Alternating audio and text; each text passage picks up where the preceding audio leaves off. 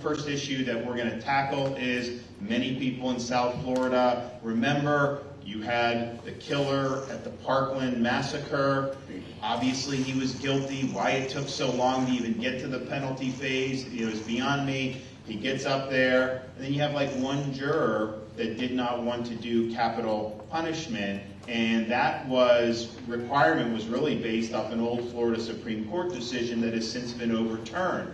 And so you shouldn't have it to where if you're already convicted and you did the crime, whether to apply capital, one juror should not be able to veto that. And I don't think justice was served in that case. If you're going to have capital, you have to administer it to the worst of the worst crimes. And so we're going to be working with the legislature to reform that statute so that, yes, it should be the vast majority, supermajority, but you don't want to have where one juror, because what happens is you can get someone that gets on, they're not supposed to, but they can get on the jury if they oppose capital. And I have no problem if you oppose capital. Many people do. But that's the law in Florida, and so you've got to be willing to administer that.